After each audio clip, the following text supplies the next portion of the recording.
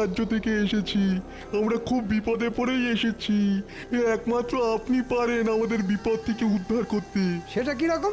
আগে ওই আমাদের দেশে ওই আপনার কৃষ্ণনগরের মতো বিজ্ঞানী নেই, তাই নবাবের শর্ত রাখবার জন্য আমাদের কিছু আবিষ্কার করে দিতেই হবে।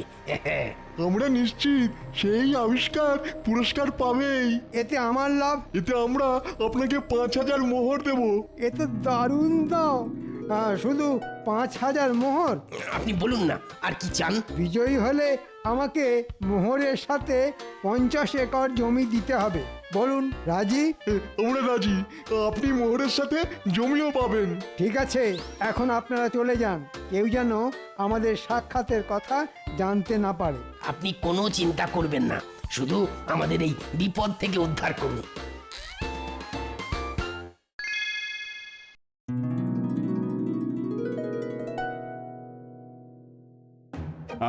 কাল আমি তোমাদের সবাইকে বলেছিলাম নবাবের পত্রের বিষয়টি চিন্তা করতে। তা আমি জানতে চাই তোমরা নতুন আবিষ্কার নিয়ে কেউ কিছু ভেবেছো কিনা।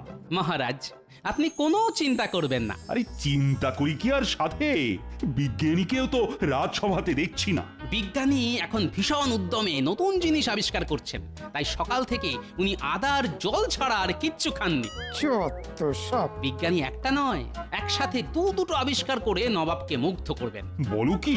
নিশ্চিন্ত থাকুন মহারাজ, পুরস্কার কৃষ্ণনগরী ছিনিয়ে নেবে, কারণ এরকম আবিষ্কার আগে হয়নি। একটাতে 10 বছর বয়স কমবে আর একটাতে 10 বছর বয়স বাড়বে। এ তো দারুণ ব্যাপার মহারাজ। আমাকে আজকাল অনেকেই বুড়ো বলছে। যদি 10 বছর বয়স কমে যায় তাহলে খুব ভালো হবে। আগে কৃষ্ণনগর বাঁচুক, তারপর দেখা যাবে। তা বেশ গোপাল, বেশ। তোমার কথায় আমি কিছুটা আশার আলো দেখতে পাচ্ছি। বেশ বেশ, এটাই আমার সুযোগ। ছিনিয়ে নেব আমি বয়স বাড়া কমার আবিষ্কার, আর তারপর কয়েক হাজার মোহর।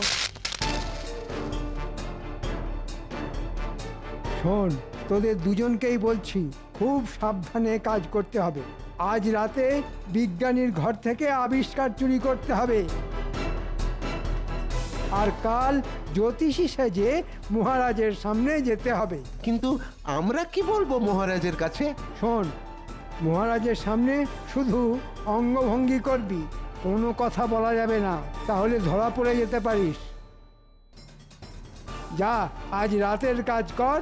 ওই চুরিটা তোরা বেশ ভালোই পারিস।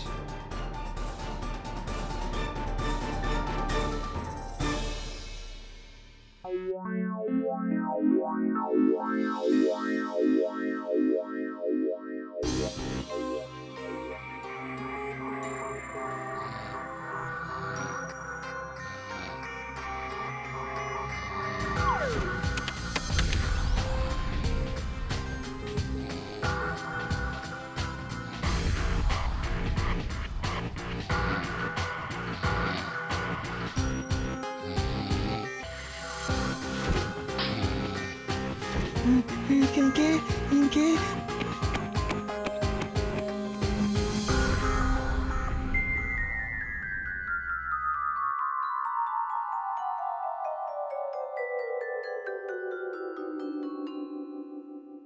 কি সর্বনাশ মহারাজ, এখন কি হবে? আমিও তো কিছুই বুঝতে পারছি না। আমি আমি দেখেছি স্পষ্ট, একজনের হাতে লণ্ঠন ছিল। হায় হায়, কি হলো? আবিষ্কার যে চুরি হয়ে গেল। আমার মনে হয় না এতে বিশেষ কিছু চিন্তার আছে। মহারাজ, আপনি তো দূত পাঠিয়ে নবাবকে বলেই দিয়েছেন যে আমরা কি আবিষ্কার করেছি। হ্যাঁ, দূত আমি পাঠিয়েছি। আবিষ্কার চুরি হয়েছে, কিন্তু আবিষ্কারক আমাদের সাথেই রয়েছেন। আমার মনে হয় বিজ্ঞানী আবার বানিয়ে ফেলতে পারবে। আজ্ঞে মহারাজ, আমি আবার বানাতে পারবো। যাক বাবা, তাই যেন হয়। মহারাজের জয় হোক, নবাবের দূত এসেছেন। দূত? আচ্ছা আচ্ছা, পাঠিয়ে দাও। বুঝতে পারছি না আবার কি হবে।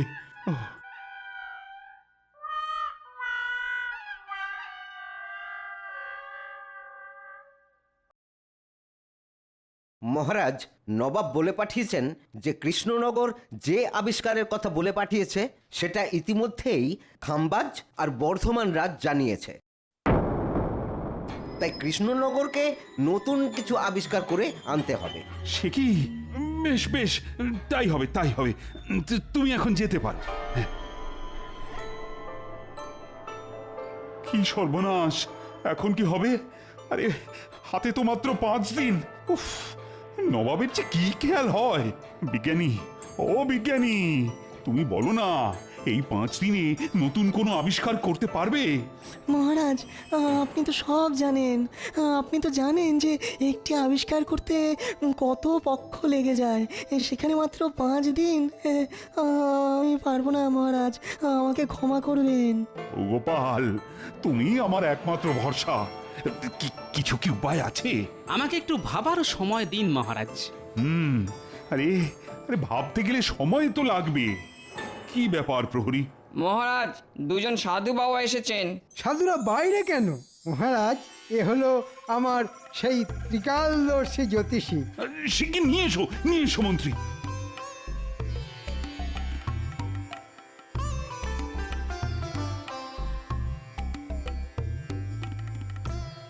মহারাজ, এনারা দুজনেই হলেন সেই ত্রিকালদর্শী জ্যোতিষী মৌনব্রতী বাবা। মুখে কিছু বলেন না, সবই ইঙ্গিতে বোঝান, তবে গণনা নির্ভুল। কিরকম যেন গন্ডগোল লাগছে, এদের দেখে চেনা চেনাও লাগছে। যাই হোক, দেখি। হে ত্রিকালদর্শী জ্যোতিষীগণ, আমাদের রাজ্য আর মহারাজ এখন ঘোর সংকটে। আপনারা গণনা শুরু করুন। আপনারা আকার ইঙ্গিতে যা বলবেন আমি সব বুঝিয়ে দেব।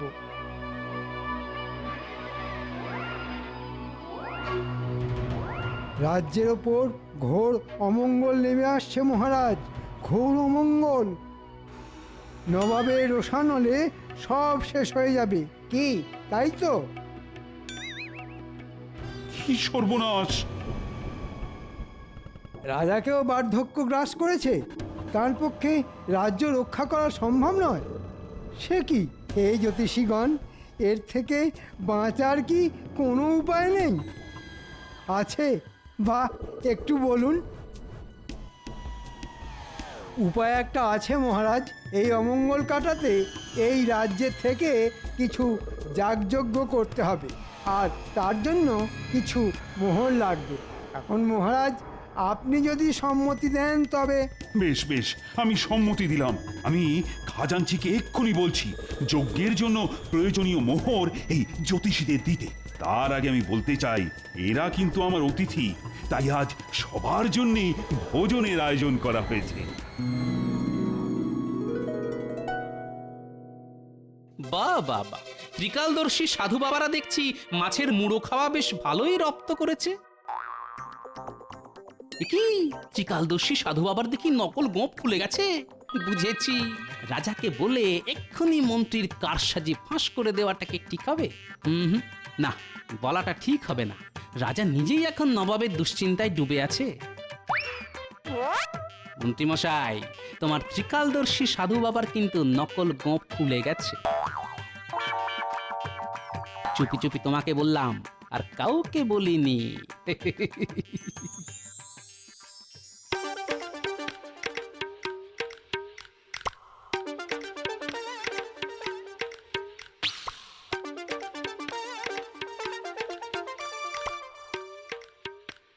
ব্যাপার বলো তো তোমার? সেই কোন সকালে বেরিয়েছো, কোনো খবর নেই। বলি চিন্তা হয় তো নাকি? সে রাজসভায় অনেক কাজ ছিল। বলি রাজসভাতে কি এত তোমার রাজকার্য শুনি? দুপুরে নাওয়া খাওয়া বন্ধ দেখছি। আমার হয়েছে যত জ্বালা। হ্যাঁ, আমি খেয়ে এসেছি, তুমি খেয়ে নিয়েছো তো? তোমার জন্য কি হাপিস টেস্ট করে বসে থাকবো নাকি? আমার বুঝি খিদে পায় না? তা তো ঠিকই। সে দিনকাল আর নেই, বুঝলে? বাবুর জন্য বসে থাকবো আর তিনি কখন এসে খাবেন। তা তো ঠিকই। ঘরের খাবার তোমার পছন্দ নয়, সে তো জানি। আনো কি ছাই বাজার থেকে? 4টে মূল্য, 2টো পটল, একটু আলু, ছি আর নিজে রাজবাড়িতে ভালো মন্দ খাবে। এই রাজা একটু খাতির করে খাওয়ালো আর কি। তোমার জন্যে আমার সারা দুপুর আজ অশান্তিতে কেটেছে। হ্যাঁ, আমিও কি চাই খুব শান্তিতে আছি? আমারও অনেক চিন্তা, অনেক কাজ, বুঝলে? তোমার কাজ কি আমি জানি, বেশ জানি। আমাকে বেশি বোঝাতে এসো না, করো তো রঙ্গরসিকতা, বলে কি না অনেক কাজ। আহ গিন্নি, এখন আমার মাথা খেও না তো, বলছি তো অনেক কাজ। তা তো ঠিকই, আমার কথা এখন তোমার মাথা খাচ্ছে। পরিষ্কার বলে দিচ্ছি, আমিও একজন মানুষ। হ্যাঁ, তুমি যে একজন মানুষ সেটা আমি জানি, এখন চুপ করো দেখি। কেন চুপ করব? কেন চুপ করব? আমারও বয়স হচ্ছে। আমি কি কাঠ পাথরের পুতুল যে সব দিন একই থাকবো? আমি তোমায় বলে দিচ্ছি, এ সংসারে আমি থাকবো না। থাকো তুমি তোমার মতো করে। হ্যাঁ, কি বললে তুমি গিন্নি? কাঠ পাথরের পুতুল? আরে গিন্নি, তুমি কি বললে তুমি নিজেই জানো না। মলজা, এর হলো কি? পাগল হয়ে গেল নাকি? হ্যাঁ, আমি এক্ষুনি আসছি গিন্নি, এক্ষুনি আসছি। উমাগো, হলো কি? এই কোথায় যাচ্ছ? যা।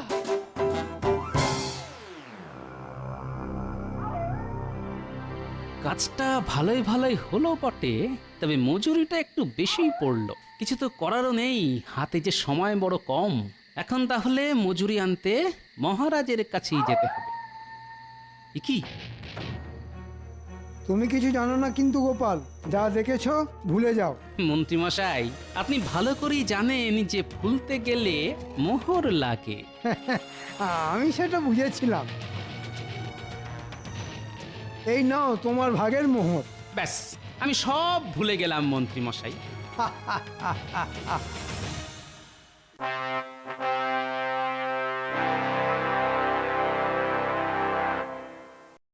মহারাজ, ওই সাধুদের আনতে কি আপনি বলেছিলেন? হ্যাঁ গোপাল, ওরা ত্রিকালদর্শী যে।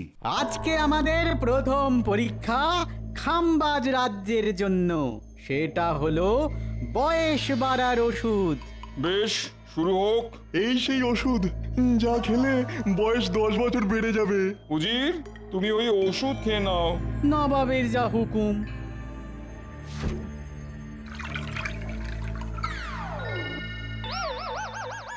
ও যে বাবা, আমি এত বুড়ো হয়ে গেলাম। 10 বছরে আমি যে ভীষণ বুড়ো হয়ে গেলাম নবাব বাহাদুর। বাহ, চমৎকার আবিষ্কার, চমৎকার আবিষ্কার। নবাব বাহাদুর হুকুম করুন পরের আবিষ্কারের জন্য। এই সেই ওষুধ যা খেলে বয়স ওই 10 বছর কমে যাবে। বেশ, উজির, ওষুধ খাও।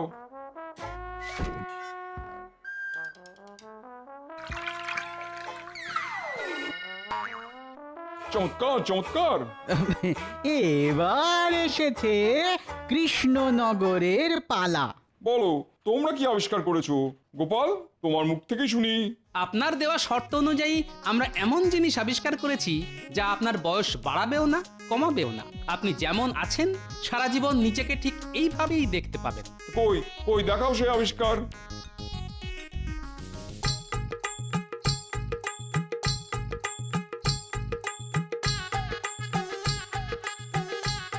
কি, এ তো আমার মূর্তি। ঠিকই নবাব বাহাদুর, এই মূর্তিতে আজ যেমন দেখছেন নিজেকে, 5 বছর পর, এমনকি 50 বছর পরও নিজেকে ঠিক একইভাবে দেখবেন। দারুণ, দারুণ, সত্যি সেরা আবিষ্কার গোপাল। পুরস্কার তুমিই পাবে, সেই সঙ্গে কৃষ্ণনগরের খাজনাও মুকুব। নবাব বাহাদুর, এ কেমন বিচার? আমরা এত দারুণ সব জিনিস দেখালাম, আর গোপাল ওই মূর্তি বানিয়ে প্রথম পুরস্কার জিতে নিল। হ্যাঁ, তোমাদের যে আবিষ্কার, সেই আবিষ্কার কৃষ্ণনগরও করেছিল, কিন্তু আগে না জানানোর জন্য আমি সেটা বাতিল করি। তবে গোপালের আবিষ্কার সত্যি অভিনব। কিন্তু কৃষ্ণনগরের মন্ত্রী আমাদের 5000 মোহরের বিনিময়ে এই আবিষ্কার দিয়েছেন। এখন সেও গেল, সঙ্গে দ্বিগুণ খাজনাও দিতে হবে। এরপরে মন্ত্রী আমাদের থেকে জমিও চেয়েছেন। এ কি কৃষ্ণচন্দ্র, তোমার মন্ত্রী তো দেখছি জোচ্চোর। মন্ত্রী? তবে এই ছিল তোমার মনে? দাঁড়ান মহারাজ, এখনো তো দেখার বাকি।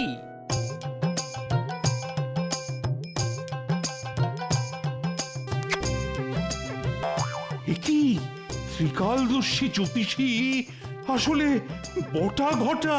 আমার রাজত্বের রাজ্যে এমন ধান্দাবাজ মন্ত্রী আছে, আমি একে শাস্তি দেবো। হ্যাঁ তাই দিন নবাব, সঙ্গেই বটা ঘটাকেও।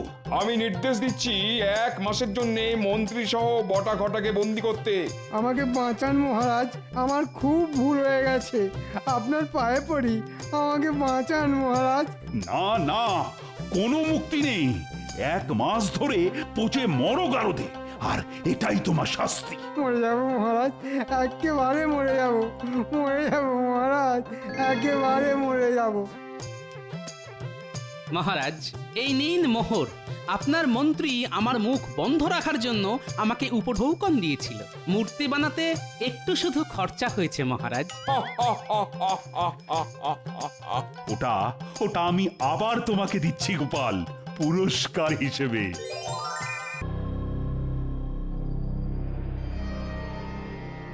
মহারাজ কি কিছু ভাবছেন? না মানে আপনাকে দেখে খুব স্বস্তি পাচ্ছি না মহারাজ, মনে হচ্ছে আপনি দুশ্চিন্তার মধ্যে আছেন। আমি কি ঠিক অনুমান করেছি মহারাজ? এটা খুব সাধারণ অনুমান গোপাল, এই অনুমান আমরা সবাই করছি। হ্যাঁ মহারাজ, আপনার দুশ্চিন্তার কারণ বলুন, যদি আমরা কিছু করতে পারি। মহারাজের কি তবে মনে নেই হর্ষ? তাই কি মহারাজ আপনি এতই বিমর্ষ? তোমরা সবাই জানো যে বছর একেবারেই ভালো ফসল ফলেনি, প্রজাদের এবারে যথেষ্ট দুর্দশা চলছে।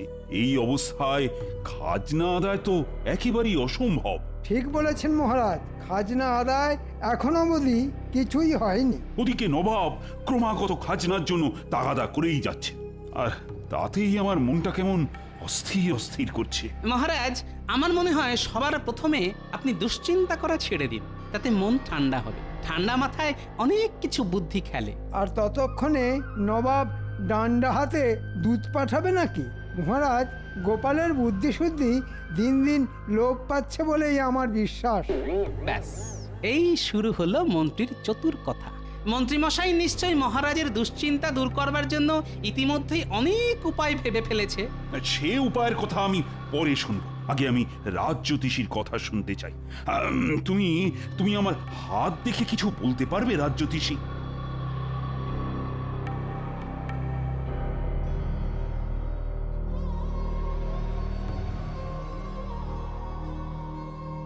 মহারাজ, আপনার হাত দেখে যা বুঝলাম তা হলো একটা অশুভ প্রভাব ছিল বটে। অশুভ? আচ্ছা বেশ বেশ, তা এখন কি অবস্থা? সেই অশুভ প্রভাব কেটে গেছে, তাই আর আপনার বিশেষ কোনো চিন্তার কারণ নেই। চিন্তার কারণ নেই বলছো? তবে কি? মহারাজ, আমার মনে হয় এই সমস্ত গেঁয়ো যোগী দিয়ে আর কিছু হবে না। আমি কতদিন ধরে এখানে রাজজ্যোতিষী আছি সেটা কি ভুলে গেছেন মন্ত্রীমশাই? সেই জন্যই তো বলছি, আপনার সময় পেরিয়ে গেছে। মন্ত্রী থামো দেখি।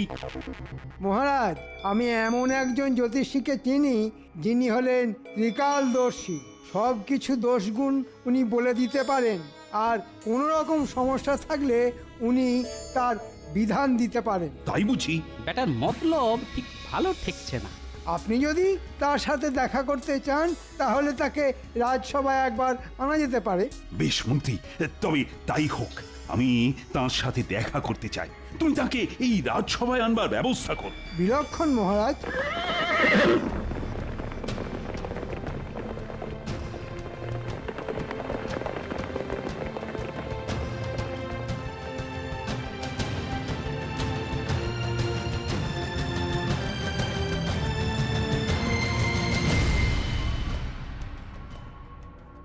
মহারাজের জয়। নবাবের দূত? দেখেছেন মহারাজ, জ্যোতিষী বলল যে আপনার অশুভ প্রভাব কেটে গেছে, অথচ দেখুন নবাবের দূত এসেছে। কি সংবাদ এনেছো দূত? আমার হাত দিয়ে নবাব একটি পত্র পাঠিয়েছেন। কই দেখি পত্র।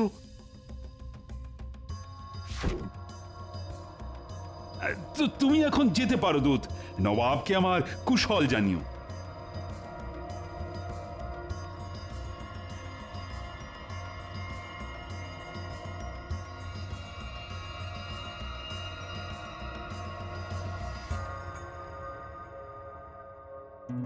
মন্ত্রী, এই পত্রে যা লেখা সেটা তুমি সবাইকে পড়ে শোনাও। পত্রে লেখা আছে নবাব আগামী সপ্তাহের শেষে এবছরের সেরা আবিষ্কারের জন্য উদ্ভাবনীশ্রী পুরস্কার স্বর্ণস্মারক দেবেন। সাধু সাধু সাধু। যে রাজ্য সেরা হবে পুরস্কারের সঙ্গে সঙ্গে তাদের সমস্ত খাজনাও মুকুব করা হবে। বাকি রাজ্যগুলির খাজনা দ্বিগুণ করা হবে। আবিষ্কারের বিষয়বস্তু এই সপ্তাহের মধ্যে নবাবকে জানাতে হবে। শুনলে তো সবাই, আমি না বড়ই অসহায় বোধ করছি। সবাইকেই ভাবতে হবে আবিষ্কার বলে সবকিছুর দায় বিজ্ঞানীর, আর বাকিরা নাকে তেল দিয়ে ঘুমোবে, এমনটা কিন্তু চলবে না। বুড়ো রাজা এবার সত্যি সত্যি বিপদে পড়েছে। দেখি এই সুযোগে কিছু কামিয়ে নেওয়া যায় নাকি।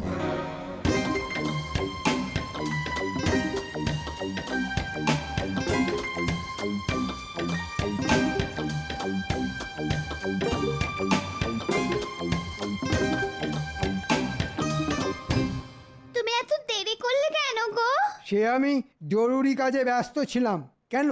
দুজন অতিথি বসে আছে সেই কখন থেকে, তাই বললাম। দুজন অতিথি কোথায়? ওই ভেতরের ঘরে। আরে আগে বলবে তো, চোর ডাকাত তো হতে পারে।